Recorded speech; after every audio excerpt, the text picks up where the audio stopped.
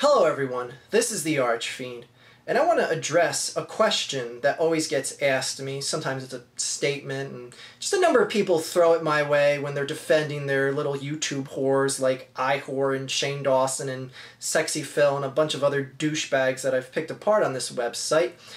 And that is when I attack them for basically doing something that's unethical, which is making money off the death and suffering of someone in public or a celebrity or a group of people, and just, you guys know what I'm talking about. Anyway, I've attacked a number of people, that's to go without saying, and their fans have rallied, and they often lean on one argument, and that is, how can you have a problem with a YouTube personality enabling ads on a video, say about, we'll just use a recent event here, Amy Winehouse being found dead in London.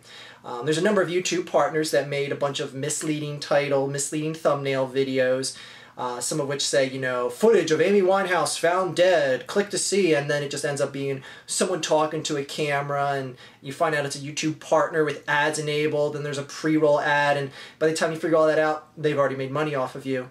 Now, there's a number of people that do this, and the people who are fans of these people come to me and will say, how can you critique someone like that, a YouTube personality, deciding to make money, whether they're just giving their opinions, whether they're misleading the fans, whether they're doing any of those things in between? How can you critique them when the evening news, newspapers, news broadcasts, any sort of print, radio, or spoken media does the same thing, and they have commercials, and they profit off of big headlines on the front of a newspaper that make you want to buy the newspaper? The evening news will have a commercial on during the day to get you to watch News at 6. Footage of Amy Winehouse found dead. Tune in. Alright. Every single person that comes to me with that argument, I just want to take my hand, reach it through my computer monitor, go in through cyberspace, come out of their computer monitor, and just paintbrush them. Like, you know what paintbrushing is? That's when you hit the person with the back and the front of the hand repeatedly. Alright, I'm not that violent. Just maybe just one swift backhand, just to get their attention. Now, why I think that is the most asinine logic and comparison in the world is simple. News organizations, any news company that prints, that makes a radio broadcast, that makes a television news broadcast, any of those things, has paid staff that goes out and does investigative reporting, on-site reporting, hours of late night data collecting. They'll talk to witnesses, talk to police. Half of the information that we have to know in public is because of the people that are salaried through these news organizations, that stay up to print the newspapers, that stay up to report the news broadcasts, that stand around with a camera and hold it and make sure it's focused, to make sure the person has the news anchor's hair fixed. There are so many man-hours and resources that have to go in to the total data collection that ends up being the reporting process that comes to you. When someone like Sexy Phil DeFranco, makes a little fake thumbnail image saying something, I'm just going to use a scenario here because Amy Winehouse is the hot topic, Amy Winehouse found dead, and he uses the fake thumbnail image. Now, I don't know if he specifically did this, but pretty much every single celebrity that has died, he has done this for. So even if he didn't do this on Amy Winehouse, the example still pertains to past instances. So when he makes that little image of Amy Winehouse, she's nowhere to be seen in the video, he uses the misleading title. Sexy Phil didn't pay anyone to gather data on the crime scene. He didn't go out and do any sort of investigative reporting. He's doing it because he knows there are so many people that are going to be looking for information about this, because it's a pop culture phenomenon right now and people are voyeuristic, and that's the voyeuristic nature to find out more information about a celebrity when they die. And he knows this. And people like Sexy Phil are completely soulless. Honestly, God, I think a guy like him has no soul. I can't even stand to watch one of his videos all the way through. I have tried, believe me, I have tried. I just can't do it. I just can't do it. He's hands down the most worthless person on YouTube. And now I know this is kind of turned off into a tangent about Sexy Phil, but I kind of wanted it to do that because Phil DeFranco deserves his fair criticism in all of this, because he is, in essence, the head vampire of the misleading stories for the tragic events. Prove me wrong, people. Tell me a single time that a major celebrity that has died has not been covered by Sexy Phil that exact day. Prove me wrong. Someone show me a time that a major celebrity has died that Sexy Phil has not made a video of either that day or the following day, depending on when the tragedy happened, of course. The guy knows it sells. YouTube knows it sells. That's why YouTube would put something like one of Sexy Phil's videos that has a misleading title and a false thumbnail on the front of YouTube. Now, it might be unethically wrong. Is he breaking really any rules of laws or anything? No, not really. Terms of services are being violated here, but do you think YouTube is ever going to enforce that on him? No, they don't give a shit. They care more about the bottom line than they do standing up for their integrity of their website. And we all know people like me have been harping on people like Sexy Phil for years. YouTube knows people are just going to be content. They're going to remain complacent. People are just going to deal with the fact that he's going to use a false thumbnail, misleading title in damn near every video. And if it violates terms of services, then who cares?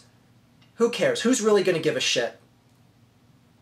So that's the state where we are in YouTube. And now, people always ask me, you know, why don't you do a video about this guy? He's using misleading titles. He's completely worthless. He's faking people into watching their videos and everything like that.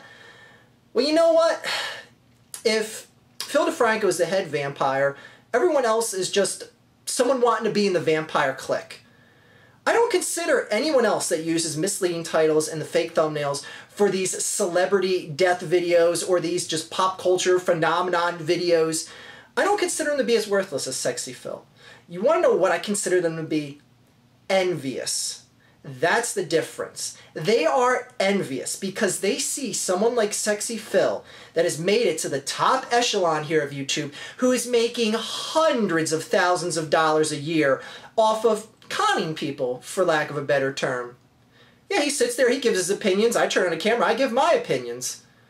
I'm not going to sit here and capitalize off of someone that has just died because I know the voyeuristic nature of people out there searching for videos are going to be tricked into clicking my video because it has a false title and a fake thumbnail.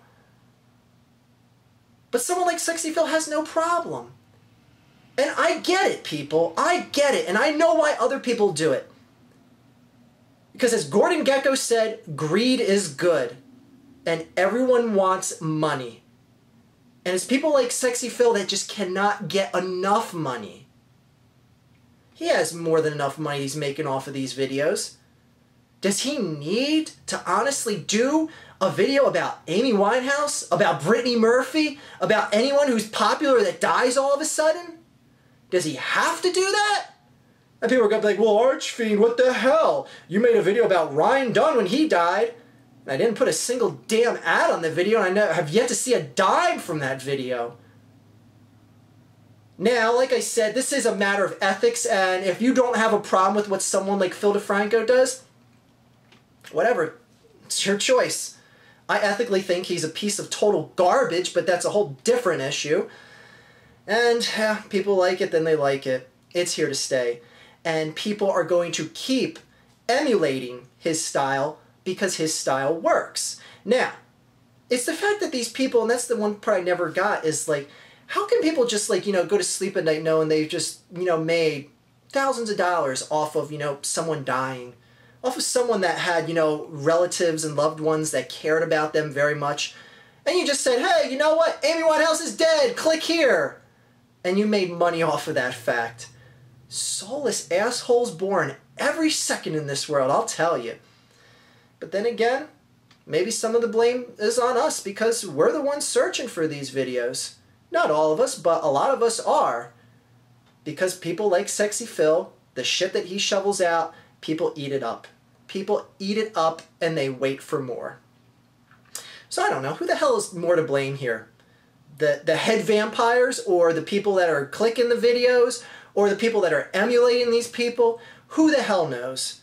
All I know is everyone deserves a little bit of criticism here, and again, the actual news organizations, going back to what this video is originally supposed to be about, the people that are going to say, well, what the hell, Sexy Phil's doing nothing more than what a news organization does when they put a catchy headline on the front of a newspaper and get you to buy it, and then the newspaper has ads in it.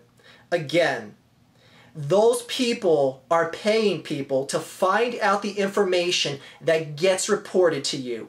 If no news organizations put people on salaries to collect the data and report back to you, we wouldn't have half as much information available to us that we do now. So think about that the next time you watch a Sexy Phil video, and think about what information he would have to even tell us if news organizations didn't pay people and didn't have to put ads on the evening news and didn't have to put ads on newspapers and didn't have to put ads on any sort of radio broadcast of the news. Think about that, everyone. And I know I'm still going to get that argument no matter what, but now I have a video to direct those idiot fanboys of people like Sexy Phil to now. Have a great day, everyone. Sorry I took so long to make another video, but I've been on vacation. And goddamn was it hot out here in the Northeast. That's a whole different story. You can go now.